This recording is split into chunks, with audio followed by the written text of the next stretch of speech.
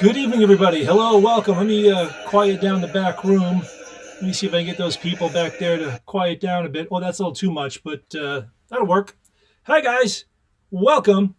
Welcome to Triviamatic Happy Hour. Once again, it's Thursday night, April 1st, and we're so glad you've chosen to join us for some trivia and fun. It is happy hour. As we mentioned, you've been working at home, and just because you're working at home is no reason for you not to cut out early and to join us for a drink. This is my mocktail tonight, just some seltzer water. And there we go. Please have a drink and settle down and get ready for some trivia. My name, if you don't already know, is John Chinesky. Here I am. Let me take a look, make sure I'm getting that on the screen. That's me. And I'm sitting in tonight for Craig Reed. As you can see, I've been inspired by last night's host, Craig Reed, to wear a jacket and tie. Don't be scared. Don't be worried. As usual, from the bottom down, from the waist down, I am completely naked. So business as usual. April Fools. Did I hear a collective sigh of relief from across the country? Yeah, no, I'm actually wearing sweatpants, believe it or not. I found my sweatpants. I've been wearing jeans. I saw a little meme a couple of days ago that said, what do you people who are working from home in jeans trying to prove to everybody? And I thought, yeah, that's right. Why am I working at home in jeans? So I've got sweatpants on. So believe me, this still looks just as weird as it would look if anything else was different, with the sweatpants on the bottom and the jacket on the top. But we are getting ready to start. A reminder, if you don't already have the Triviamatic app installed on your phone, please go get it now from the Android store or the iPhone store or whatever store you like to get apps from. It's absolutely free. It's the app we're going to be using tonight to play trivia. If you've played with us before, you know how it works. If not, very simple. Download the app, click on Triviamatic Happy Hour, or if it's asking you for a code, I will give you a code in a minute. And when you put that code in, the game will begin. You'll see a start screen, and then I will run you through the game. So get ready. Craig couldn't be here tonight. He's got some family issues to deal with. We want to wish him the best. Speaking of family, I want to wish a happy birthday to my dad, Robert Chinesky Sr., celebrating his birthday in captivity in Hoboken at his apartment. Just like Carl from The Walking Dead, Dad, get in the house. Stay in the house, Dad. Don't go out. He's very apt to be peripatetic, to go out and walk around. He used to be a letter carrier for 40-some years, so he's used to getting out for his constitutional, but not now. He's got to stay home, and we can't be with him, but we wish him the best. We love him so much. We can't wait to see him when all of this, which is what I'm calling all this, is over. When all this is over, we're all going to get together. You are going to get together with me. You're going to come to pub trivia at B61 or One Star Bar, and we're all going to be together. You're going to have your favorite trivia and your favorite trivia host, your favorite quizmaster, live. And we're getting up there. We're almost to the top of the hour when we're going to start trivia. So hopefully you've got your app loaded and you've got your drink with you. And I'm going to do a lot of talking tonight, so I'm going to make sure I'm well lubricated, if you know what I mean. Get ready. Triviamatic, the Triviamatic app from Digital Pomegranate. We want to thank Digital Pomegranate and all the people there for helping us out and putting this thing together. We want to make sure that even though you have to stay home, that you can access fun anywhere you are. Anywhere you are holed up, you're quarantined with the Triviamatic app and with me. So let's get ready to start. I'm going to put on my glasses because I need to. There we go. And let's start. Now, the code you're going to need for tonight's game is 915885. Once again, that's 915885. That's the code you need for tonight's Triviamatic Happy Hour game. I'm wearing my lucky tie, my lucky Hermes tie. Can you see? It's got little squids on it, little octopuses on it. I found this tie on the subway. Back when you could find something on the subway and take it home and you didn't have to worry about it. But yeah, I had it laundered, dry cleaned, and it's a tie. So 915885. I'm going to start the game. So let's get going with Triviamatic Happy Hour for April 1st, 2020. Now, every Triviamatic Happy Hour begins, as usual, with History Mystery. There it is, History Mystery. It's April 1, and here are 8 questions about historical events that have occurred on April Fool's Day of years gone by. Here we go. Now, this is a multiple choice round. You pick which answer you think is the most correct. Question number 1. On April 1, 1996, Taco Bell ran an ad claiming they'd purchased what American relic? I know you're looking at an American relic right now, but no, not me. Taco Bell didn't purchase me. You've got 45 seconds or so to answer your question. By the way, as Craig mentioned yesterday, if you pick an answer and then change your mind, you can change it back. You can change to a different answer, but of course the timer is still going, so you get fewer coins or points, as it were. But you can change your mind up to the last coin. Getting ready once again on this day, April 1st, 1996. Taco Bell ran an ad claiming they'd purchased what American relic? Make your choice. The answer, of course, is the Liberty Bell. That's right. Taco Bell, by the way, kickstarted a tradition of annoying April Fool's Day marketing pranks. Thanks. Thanks, Taco Bell. Your scores. People are texting me, by the way, to find out where this game is going on. We're so popular. There are your scores right there. Oh, we see a lot of friendly faces tonight. Trish D, one of our past winners, up there at the top of the board. John Donnelly and Overly K, also a past winner. Let's see how you guys do with question number 2. Question number 2 is the birthday of Rachel Maddow, who once co-hosted the radio show Unfiltered with what Public Enemy frontman? Yeah. Once again, happy birthday to Rachel Maddow, who once co-hosted the radio show Unfiltered with what Public Enemy frontman? I'm always tempted to say frontman, but no, it's frontman. So get your scores in for question number 2. I hope you're enjoying a drink with us on this happy hour, and you're happy to have trivia. See a lot of familiar faces out there? Not really. I'm like that lady in the romper room. I see Billy and Teddy and Adam and Steve and Janice and Anna. And the answer to question 2, Chuck D. Chuck D. Now, Liz Winstead, co-creator of The Daily Show and personal friend of mine, hosted with Maddow and D. I get to call him D because we're both on screens everywhere. So, Chuck D. Let's take a look at your scores. There they are. Trish still in the lead. New player, Zach, popping up into second. And Joy popping up into third. Very good. Moving on to question number 3.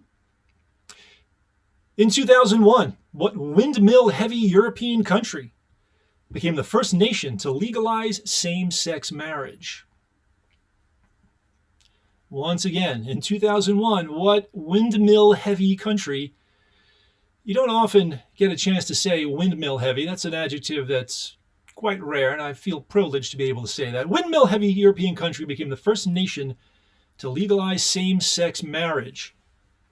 I didn't know I was going to be hosting tonight, by the way. I took a shower for you people, by the way, just so you know. Didn't have to, but I did. Smell me now. Smell me later. Much later. Once again, get your answer into question number 3, because the answer is coming up. The answer is, of course, the Netherlands. The Netherlands, legal same-sex partnerships existed in the country since 1998. Excellent. Been there. Went there on my honeymoon, by the way. Wonderful place. Would go back in a second.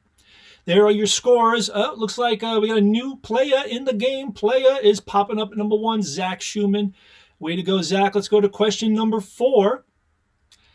Classroom desks were about to get stickier in 1891 when the Wrigley Company was founded on what U.S. city's Goose Island? Now, at first glance, this may seem like a business question. At first glance, it might seem like an education question having to do with sticky desks. But it's actually, if you parse it down, it's a geography question. We like to say all of our rounds are really an excuse for general knowledge. If I give you a theme or a title of a round and it sounds like something you might not be into, don't worry about it. Yeah. By the way, get the app. Get the app and put the answers in the app. Speaking of which, time to move on to the answer to question 4. That answer is Chicago. Chicago, despite its name, Goose Island Brewery is in nearby Lincoln Park, but not actually on the island itself. I can see a little some chatting action going on. There's your scores by the chatting action on the right-hand side of the screen. Please do send us your comments. If you're going to answer on the app. That way you don't give away the answer to everybody else, and you might earn some points and maybe win the game. All right? Okay. Let's do to question number 5. In 1954, Eisenhower signed off on the creation of the U.S. Air Force Academy in which Four Corners state? A perfectly valid, typical trivia question is, what are the Four Corners states? Maybe you already know that.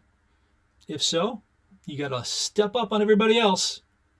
See if you can guess which of those 4 houses the U.S. Air Force Academy.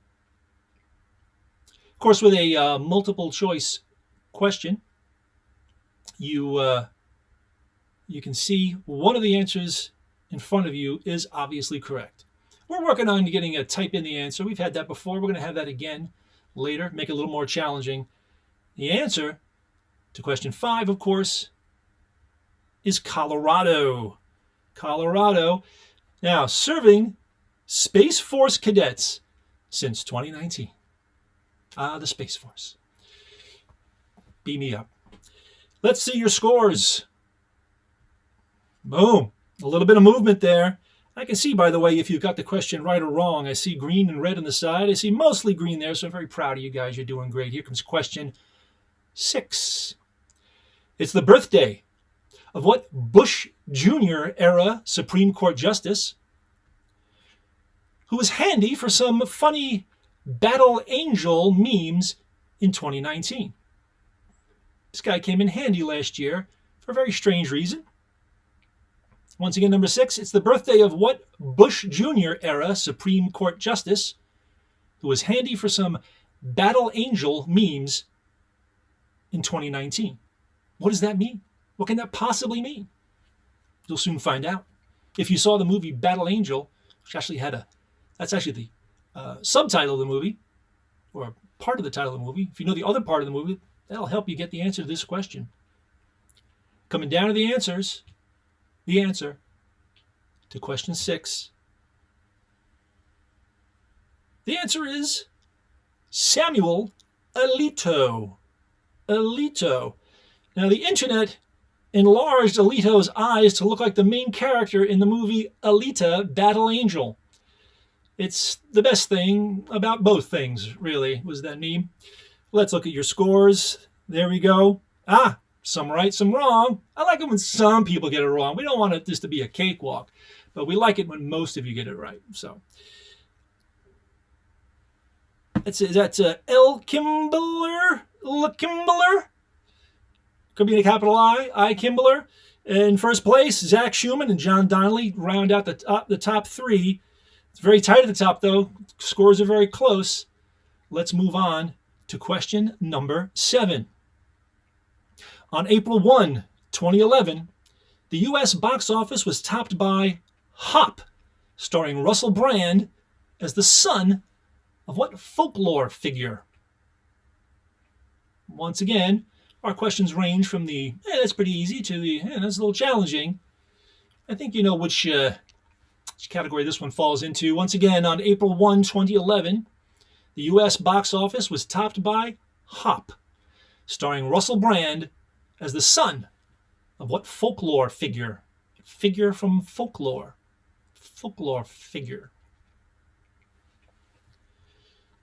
Get your answers in while I drink. All right. See, my friend Dan is sending me messages. That's great, Dan. Play the game, Dan. Get in on the game. The answer to question 7 is Easter Bunny. The Easter Bunny. That's right. David Hasselhoff plays himself as the host of the fictional show Hoff-Nosed Talent. All right. Hoff-Nosed Talent. He certainly does. Your scores. Yeah, I don't see a lot of wrong answers on that one. Not surprised. Hop, what could that possibly refer to? Kimbler, at the top, Zach in second, former champ Trish D. I'm not drunk, I promise. Trish D in third place. Let's go to question number 8, the final question in the history mystery round. Number 8, people were outraged at NPR's 1992 joke piece, claiming that what former president was once again running for election? Once again, people were outraged in 1992 at NPR's joke piece, claiming that what former president was once again running for election. You may notice, by the way, that as part of our questions, you'll see some of the words are underlined. Of course, that is the nut of the question. That is exactly what we're going for. Either it's a name or a title or a concept. That's to help you if all these words, this word salad is making you confused. You want to know what exactly do we mean? So right now we want the former president of the U.S. And the answer to question 8 is Richard Nixon. That's right, Richard Nixon. Fake Nixon was quoted as saying, "I never did anything wrong, and I won't do it again." Yeah. Try to center myself there. There we go. Let's look at your scores. There they are, your scores. After one round, Zach in first place, 265. Linda S. with the numerically anagrammatic 256. And tied in third with I. Kimbler. That means enthusiastic yes is poised to maybe make a jump at 247. I see Trish, Molly Briggs, John Donnelly, Claire. A lot more people than we usually have. That's great. We want to get all your friends playing as we move on to a new round. Excuse me while I ditch my script for round 1 and pull up my script for round 2. Why are great men great till they gotta be great? What can this mean? Let's find out. They almost had us, but then things went terribly wrong. Here's a round on male movie stars whose careers were tanked by terrible movies. Just between you and me, many of them made it back onto the top again. It's just an excuse to do a round about bad movies. Okay, here we go with question number 1. Kevin Costner was still riding a high off the success of The Bodyguard when he starred in what 1995 post-apocalyptic action movie, which, at the time, was the most expensive film ever made. Now, for trivia freaks like me, that little nugget at the end, that's the kind of thing that we really go for. Oh, this movie was the most expensive movie ever made. when it came out. So that's interesting to us, as well as everything else. Everything's interesting to us because we're trivia fans, okay? Once again, Kevin Costner was still riding high off the success of The Bodyguard when he starred what 1995 post-apocalyptic action movie, which at the time was the most expensive film ever made. And the answer to question 1 is, of course, Waterworld. Waterworld. Costner's character, known only as the Mariner, had gills. By the way, I have gills. I have these little holes on the side of my mouth, which are supposed to be vestigial gills. Some of you have them. Maybe you've got the little holes. Let me know in the comments if you've got little holes in the side of your mouth that may have been gills. Yeah. Yes. Let's take a look at your scores. There they are. Many people know that movie. As bad as it was, a lot of people are familiar with it. Zach still on top, Linda S. and L. Kimbler. Well, we still got a tie for second place. That's rare with the points based on the seconds you answer. So that means they were right in sync with each other. Let's go to question number 2. While it may not have directly been the cause of the breakup of Bennifer, on universally negative reviews of 2003's Gigli, probably strained the relationship between Jennifer Lopez and what co-star? Once again, big clue sitting right in the middle of this question. While it may not have directly been the cause of the breakup of Bennifer, universally negative reviews of 2003's Gigli probably strained the relationship between Jennifer Lopez and what co-star? Tap in your answer now. Yeah, I shaved, so I'm a little, yeah. You may remember I had a full beard for a little while, and now this is my my quarantine. I might grow a quarantine beard. See how that works out. All right, the answer to question 2, of course, coming up. It's Ben Affleck. Sure, it's Ben Affleck. Also one of the most expensive bombs in history. Gigli cost $75.6 million and grossed $7.2 million. I'll take some of that anyway. Boom. There's your scores. Now, wow, we have a tie for first, a 3-way tie for first. Haven't seen that yet. It's the first time. Zach, Linda, and L. Kimbler tied at 345 points. That will change as we move on to question number 3. With a 19% rating on Rotten Tomatoes, the 1998 movie Jack Frost is considered one of the worst films ever to star what future Birdman Oscar winner? Once again, with a 19% rating on Rotten Tomatoes, the 1998 movie Jack Frost considered one of the worst films ever to star what future Birdman Oscar winner? Now, as many of you may already have your answers clicked in, I can actually use my notes for later to let you know that Roger Ebert described the main character in Jack Frost as, quote, the most repulsive single creature in the history of special effects. Until now. All right, here's the answer to question 3. The answer is Michael Keaton. Michael Keaton, of course. There you go. There's Michael at a Comic-Con. Most of our pictures come from Comic-Con because they're free. All right, let's go to your scores. Okay, finally, L. Kimbler in the lead by 1 single point. Oh, a razor-thin margin. Zach holding tight as we move to question number 4. There's stiff competition to name this actor's worst film, but possible candidates include After Earth, 7 Pounds, and Wild Wild West. Once again, there's stiff competition to name this actor's worst film, but possible candidates include After Earth, 7 Pounds, and Wild Wild West. Tap in your score. Is there anything I need to tell you that you need to know? I don't know what you need to know. You need to know the answer to this question. You probably have got it. Happy hour. Skull. It's just seltzer. As we come on down the wire to the answer to question 4. That answer is Will Smith. Will Smith, of course. There he is. At least Wild Wild West provided Smith with a U.S. Billboard hot number one hit. And that hit, of course, was Wild Wild West. If you can't have a good movie, have a good song.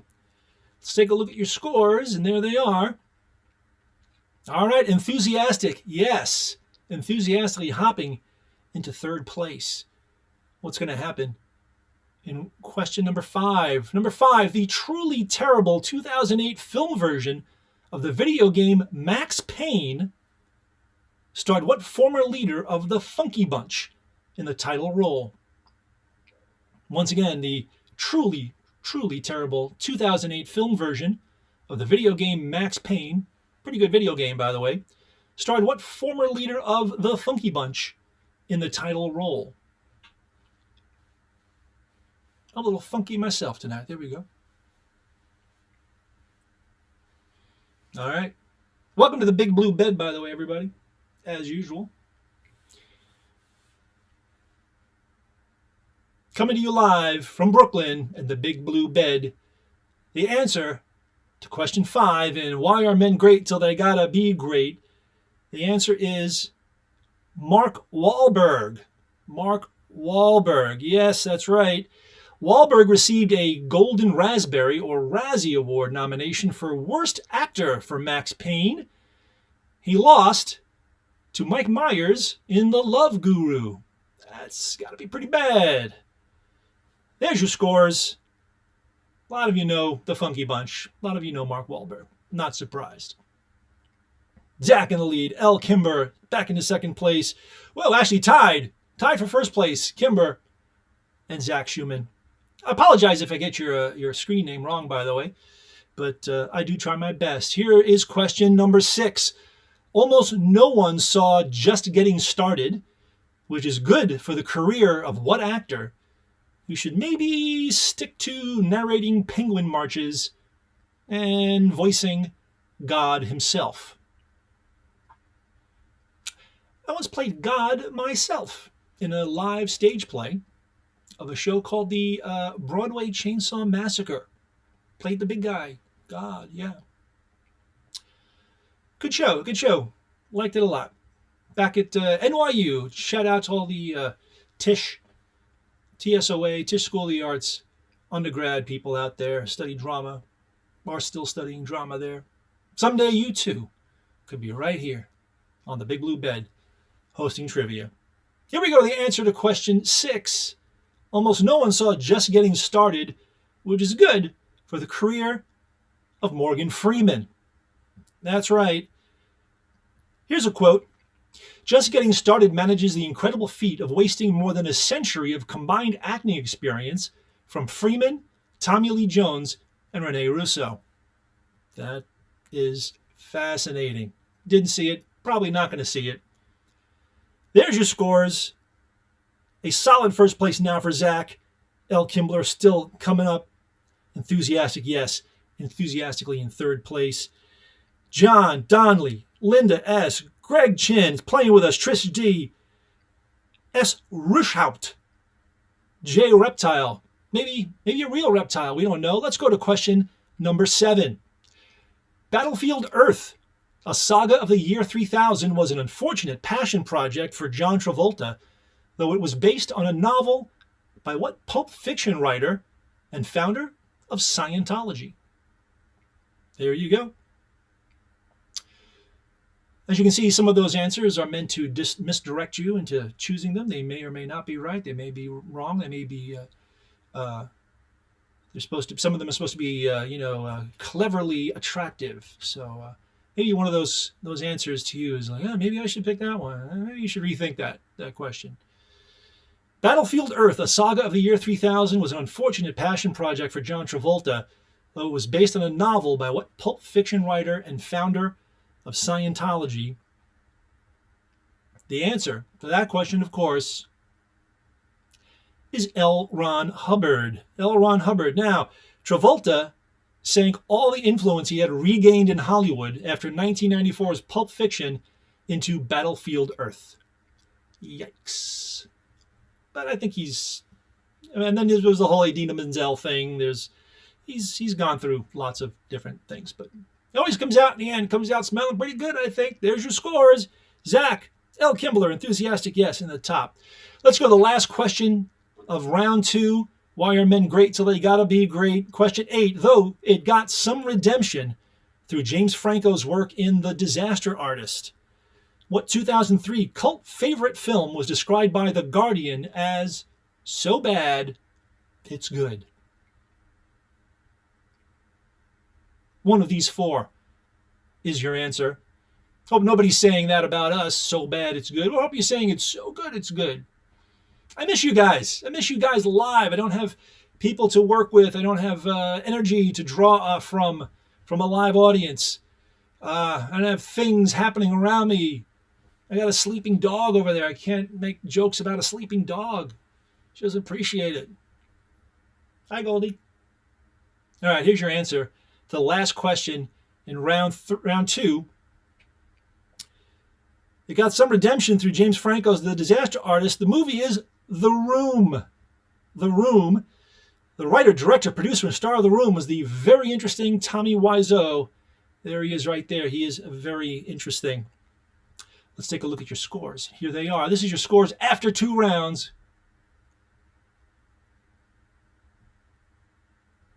Now you're not looking at me. You're looking at your score, aren't you? I can do whatever I want. But there you are. Zach dominating in first place. Second place, L. Kimbler, enthusiastic yes, with third place. But there are many, many points left in this game.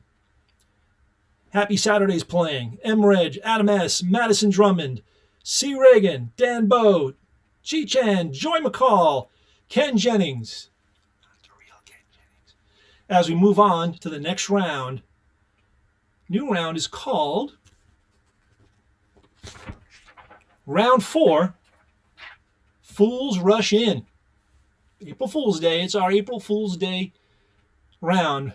It's no joke. These 8 questions are all about the most foolish things we could think of. Fools. This, again, is a multiple choice round. Here we go with number 1.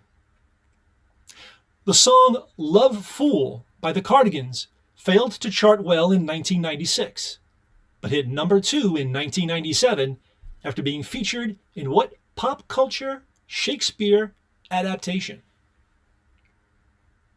FYI, all the titles you're looking at are pop culture Shakespeare adaptations, but only one of them is the correct answer. Once again, the song Love Fool by the Cardigans failed to chart well in 1996, but hit number 2 in 1997 after being featured in what pop culture Shakespeare adaptation?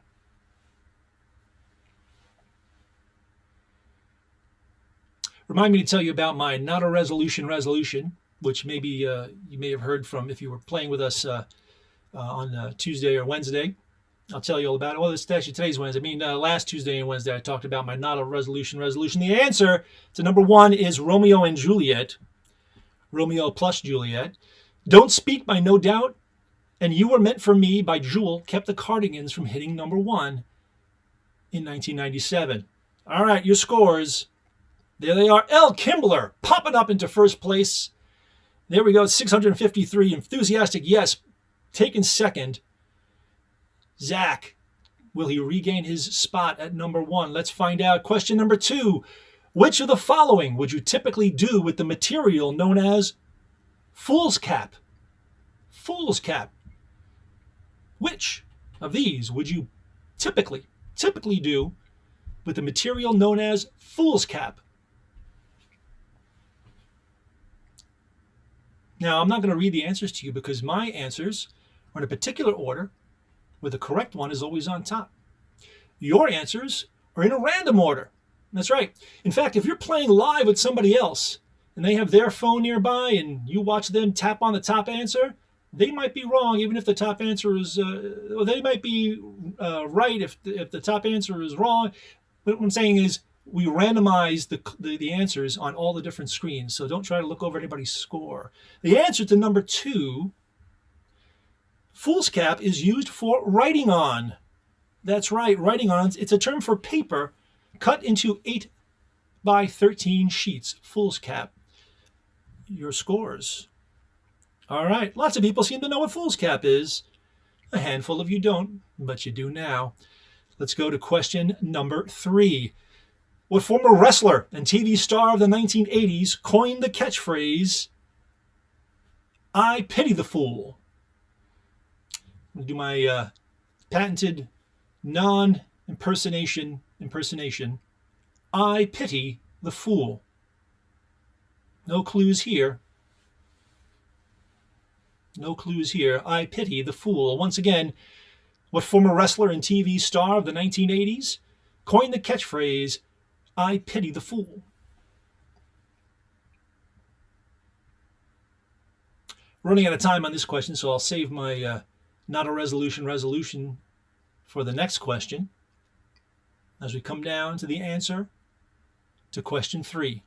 The former wrestler and TV star of the 80s who coined the catchphrase, "I pity the fool," was Mr. T. Mr. T, that's right. Mr. T first uttered the phrase as Clubber Lang in the movie Rocky III. I bet some of you knew that. Yeah. There's your scores.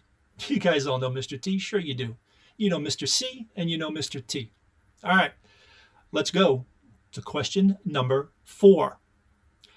What mineral is known as fool's gold for its superficial similarity to that precious metal?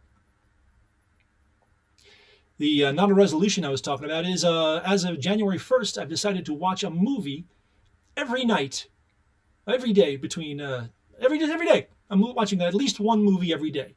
So we're coming up on the end of March, and January, February, March, I've watched a movie every day, sometimes more than one movie. I'm up to about 106 movies.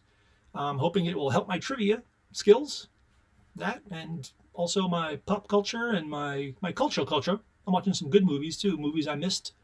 So sometime this week I'm going to publish on Facebook, if you're a Facebook friend of mine, my list of movies I'm watching. The answer to question 4 in Fools Rush In is pyrite. Pyrite, that's right. It's pyrite. Pyrite, or iron pyrite, has the chemical formula FeS2. FeS2, iron pyrite. There's a picture of it right there. You saw. Your scores. Lots of people know what iron pyrite is. No fools you. Let's go to question number 5.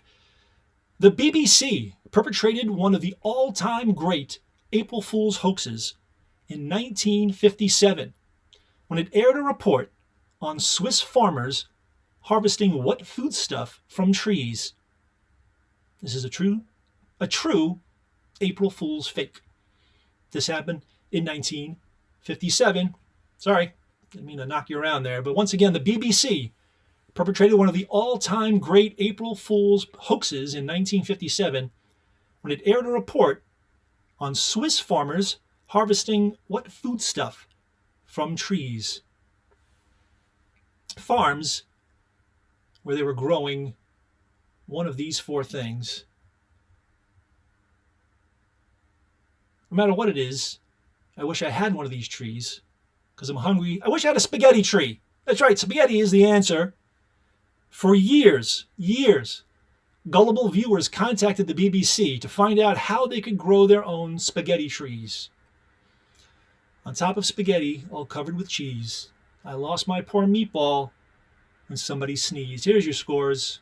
Here they come. 5, 4, 3, 2, 1. Boom. Challenging question for a lot of you. Had a little movement there. L. Kimber on top, 7069. Zach Schumann, 751. Enthusiastic, yes, 748. Trish, you knew that. You're climbing back up again. Maybe we'll see you on top. Here is question number 6. What rockers declared on a 1971 single that they, quote, won't get fooled again? Again. Another one of my favorite things to do, to read lyrics without any inflection whatsoever. Usually in a game situation, it's in order to keep people from realizing what song I'm quoting and to give them a clue as to what the answer is. But also, it keeps people from realizing what a terrible voice I have. Really. Once again, without inflection, what rockers declared on a 1971 single that they won't get fooled again? Tap in your answer. The answer to question is The Who. The Who? The Who. That's right. Van Halen's version of Won't Get Fooled Again hit number 1 on the Billboard charts in 1992. All right. Scores. There we go. Gregory Chin popping up into the top 3 with a 771 after that question. Way to go, Greg. Let's see what happens in question number 7. On April Fool's Day in 2008, YouTube, right here, redirected their homepage to the music video for what song? Once again, on April Fool's Day in 2008, YouTube, which is where I am sitting right now, redirected their homepage to the music video for what song? My phone has told me that a friend of mine is back on Words with Friends, so I could play him again. Yay. I'm just trying to find something to talk about while you guys are answering. You guys know this answer. I know you know this answer. You got this. You got this. Again, our questions vary from the softballs to the hardballs. I think this one's pretty easy. Let's see what happens with the answer to question 7, which is Never Gonna Give You Up. That's right. YouTube rickrolled the world in 2008. There he is, Rick Astley, your friend and mine. My favorite was when Rick Astley rickrolled Sesame Street and Rick Astley rickrolled the country when they appeared in the Macy's Thanksgiving Day Parade in the Sesame Street float. Maybe it wasn't the Sesame Street float. Maybe it was the Imaginary Friends float. Yeah, I think it was Foster's Home for Imaginary Friends. Now that I think about it, I was wrong. You're lucky. It's the first time for everything. You're here for my first time wrong. Oh boy, history. Let's do question number 8, the final question in round 4. Fools rush in.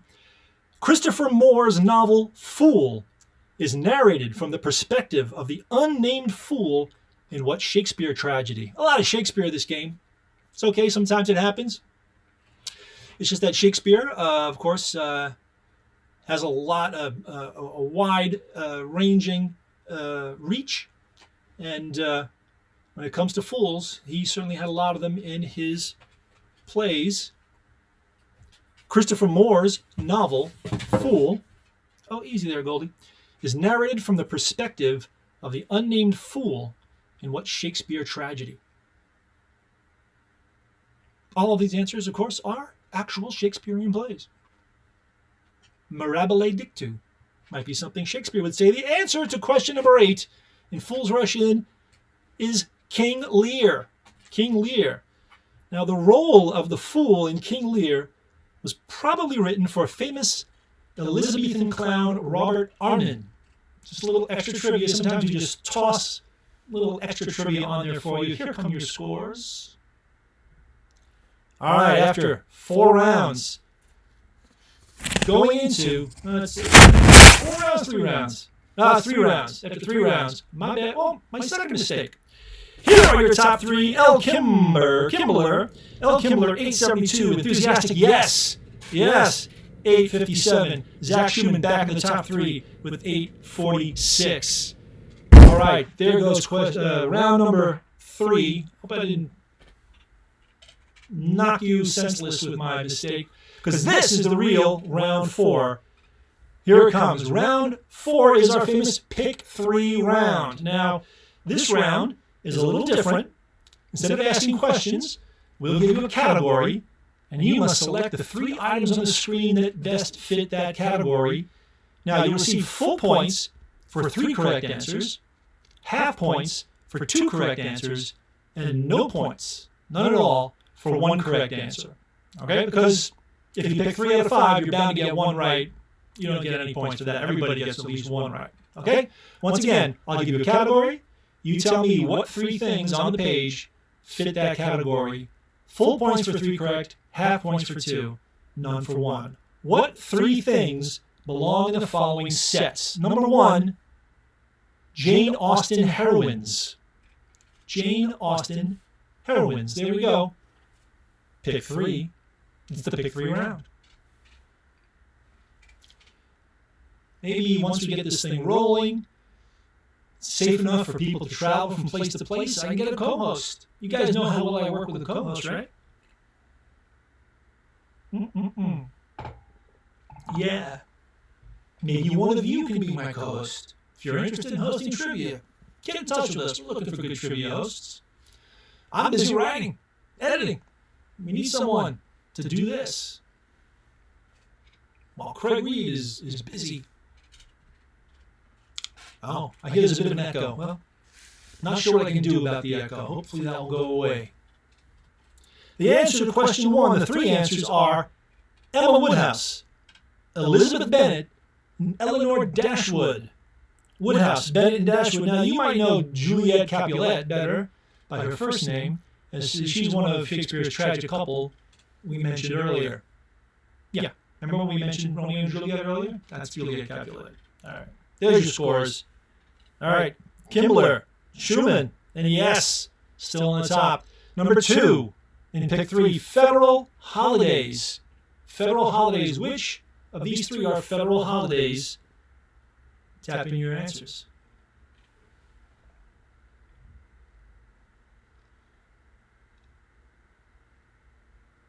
Of course, today is a holiday.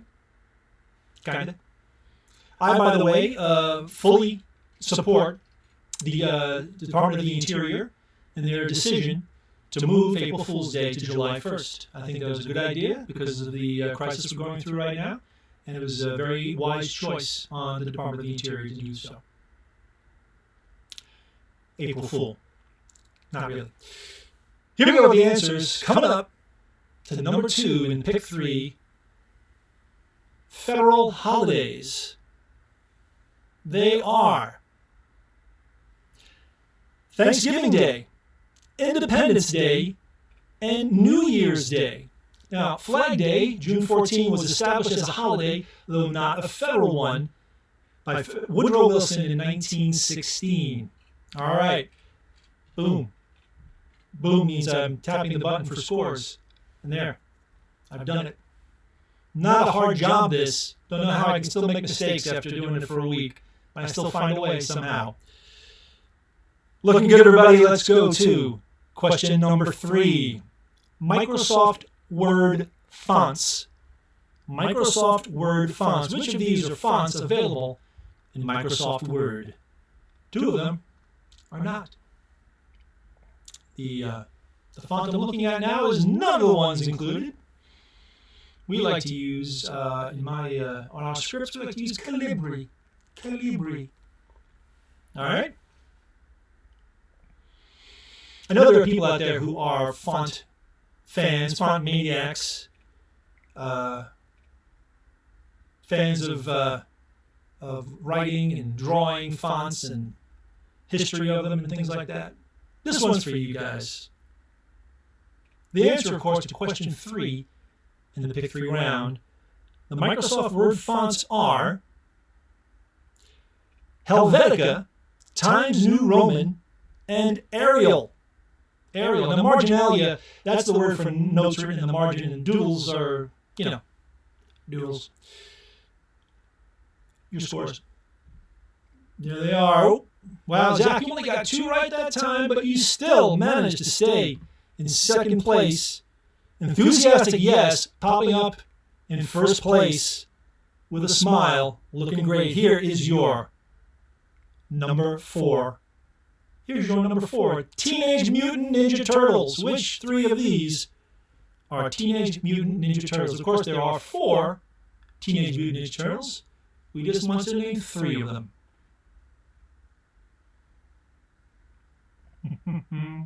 I mentioned before, I'm a comic book geek. That is, since I was 12, 13 years old, collected comics from my local store, and I had a collection of 16 long boxes. They were long boxes. Each of them held hundreds and hundreds of comics, and I recently 2 years ago, gave away my entire collection to my nephew. Yeah, what am I going to do with it? Pass it on. I always meant to collect them for the next generation. Here's the answer to Teenage Mutant Ninja Turtles. The answers are Leonardo, Raphael, and Michelangelo. Or actually, Michelangelo, if you want to be specific. The Teenage Mutant Ninja Turtle brothers are named for Italian artists, as you probably know. And the fourth is Donatello. Your scores. There you go. A lot of fans of the Turtles there. Great. Enthusiastic yes, just poised, ready to break 1,000. Probably will in this next question, I maintain. Zach Schumann in second, Gregory Chin in third. Oh, what a race. Question number 5 is Arts Awards. Awards given in the arts. Pick 3. Don't pick 4. If you pick 4, it'll get rid of the first one, and you'll just still have 3. So, again, you can rejigger your answers, but the timer will always stop exactly where when you've got 3 answers in. So get ready. Arts Awards. Yeah, so I actually had a very early Teenage Mutant Ninja Turtle comic, and now it's somewhere in New Jersey. So, oh well, that's what things are for. To enjoy them and then give them to somebody else. Just like we're enjoying this trivia, and I'm giving it to you. The answer to question 5 in the pick 3 round, the Arts Awards are Tony, Oscar, and Emmy. Tony, Oscar, and Emmy. Tonys, of course, are for Broadway shows. Oscars are for film, as we all know. And Emmys, from the Image Orthicon tube, Emmys are for TV. And, of course, your scores are Enthusiastic Yes, Zach Schumann, and Gregory Chin in the top 3, though El Kimbler is waiting in the wings, biding their time to perhaps get into question 6. Question 6, M&M's flavors. Peanut, crispy, orange, popcorn, pretzel. 3 of those are correct. One of these was discontinued in 1999 and then brought back in 2015. That is what we call a patented no-help hint. No help whatsoever. Unless you're some sort of really wacky, strange M&M aficionado. If you like M&Ms like other people like fonts, then you definitely got this question down pat. As we come down to the answer to question 6, M&M's flavors, those flavors are, or styles, those styles are peanut, crispy, and pretzel.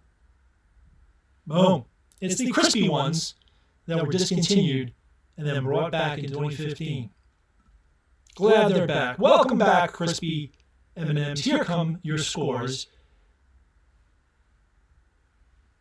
Enthusiastic yes. At the top of the board, we've got 4 people who have broken the 1,000 point mark, and Trish D is poised. So is Overly K. Almost there. Kate coming up from the bottom. All right, here we go with question 7 in the pick 3. Types of clouds. Types of clouds. Pick 3. 2 of them are not. Remember clouds? Clouds, by the way, are the things that are outside. Outside, by the way, is the thing that is on the other side of your door or wall or window. We call that outside. It's very, I don't know if you remember, it was a very interesting place to be. Hopefully we're going to go back there together soon. We can do trivia outdoors. I've done it. I've done trivia outdoors. It's a lot of fun. Yeah. Clouds. Clouds are things you find up in the sky outside. The sky, by the way, is the place up, and you know. Okay, the 3 cloud types are nimbus, cirrus, and cumulus. Nimbus, cirrus, and cumulus. Now, swirly was one of our earlier wrong answers. And it says here, swirly may describe a cloud shape, but it's not technically a kind of cloud. Acanthus is actually a plant, and a thesaurus is a book full of words, as you know. Here we go with your scores. All right. Enthusiastic Yes with a very pretty 1122. Zach with an even more amazing palindromic 1111. And Gregory Chin with 1109. All right. It's not that late yet.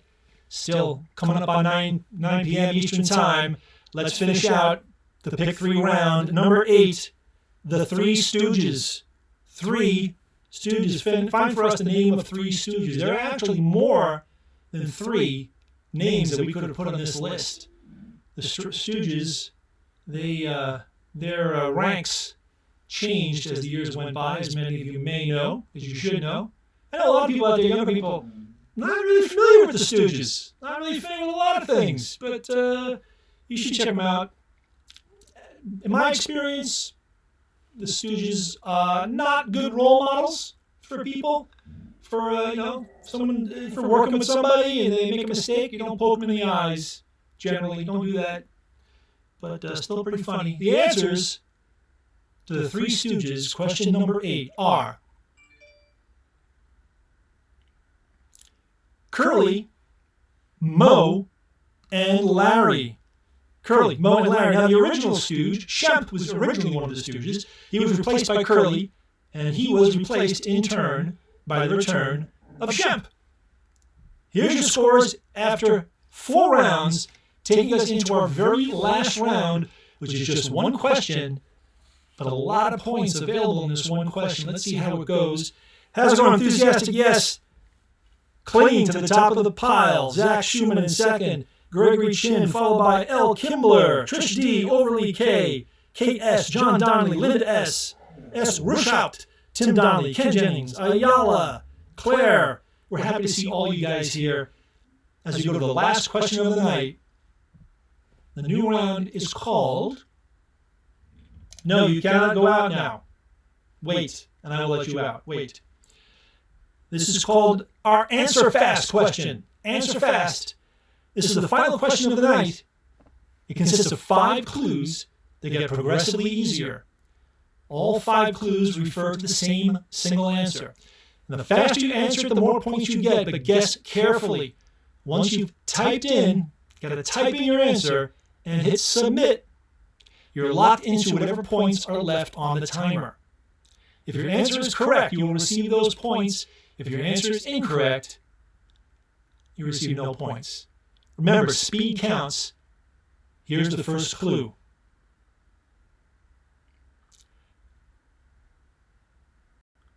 I created careers for the McElroy brothers and comedians Karen Kilgariff and Georgia Hardstark. Backstage Pass is widely considered the first of many published online. What am I? Type in the answer. You can hide that clue and type in your answer. You see the little answer entry box once you hit hide and answer. Right there, I'll read that again. I created careers for the McElroy brothers and comedians Karen Kilgariff and Georgia Hardstark. Kilgariff? She'll tell me, I'm sure. Backstage Pass is widely considered the first of me ever published online. What am I? I'm speaking as if I were the answer.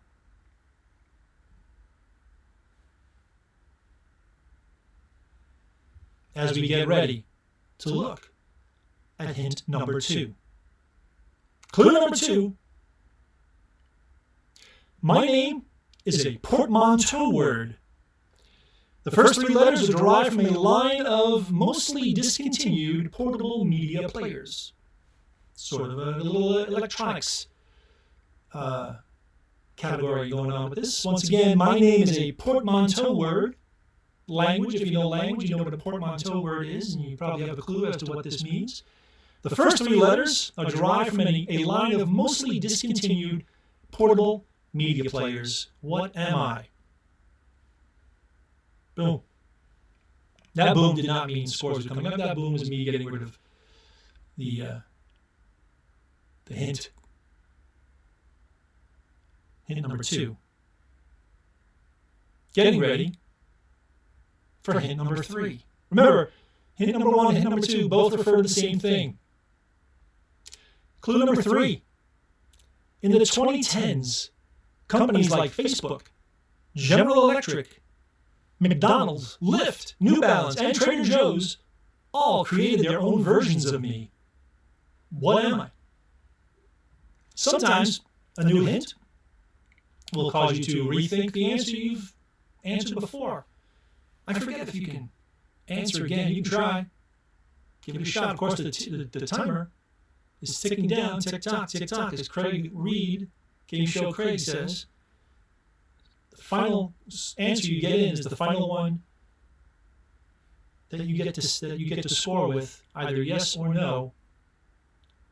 In the 2010s, companies like Facebook, General Electric, McDonald's, Lyft, New Balance, and Trader Joe's all created their own versions of me. What am I?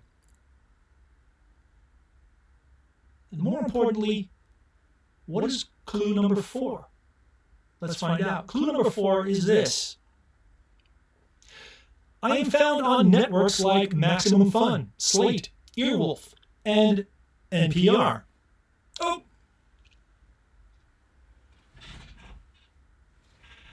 I did it again! Second time, I inadvertently hit the answer button when I meant to hit the clue button. All right, we got to live with what we got, right, guys? We got to live with the lame host we've been given. There's the answer. The answer, of course, is podcast. Podcast, yeah. Examples of me include Serial, WTF with Mark Maron and Two Dope Queens. I am an episodic series of spoken word digital recordings. And a user can download to a personal device for easy listening.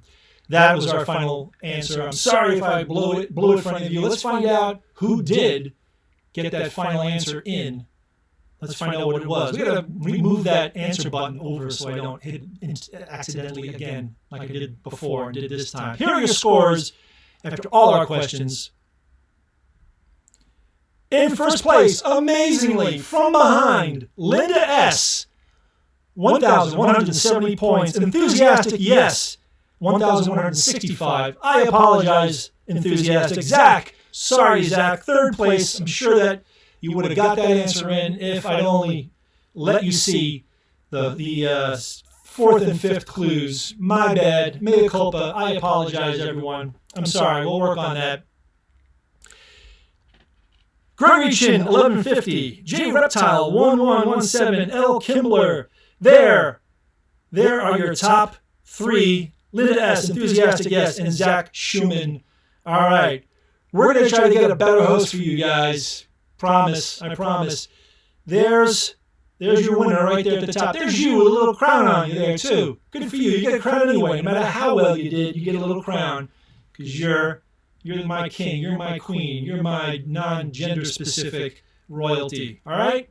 You guys have been awesome. I've been okay. I hope you join us again tomorrow night for hopefully a different host here at 8 o'clock Eastern Time at the Digital Pomegranate YouTube channel for the Triviamatic Happy Hour. Once again, bring a drink, bring your friends, bring along the app, and play trivia with us. We miss being live with you, so we want to try to recreate that with you. I make mistakes in person, too. Trust me, I do. So that's the verisimilitude I'm trying to get across. So for Digital Pomegranate and Triviamatic, and for Steve and Todd and Chi and Julie and everybody at Digital Pomegranate, my name's John Chinesky. Find me on Facebook and Twitter. Good night, everybody.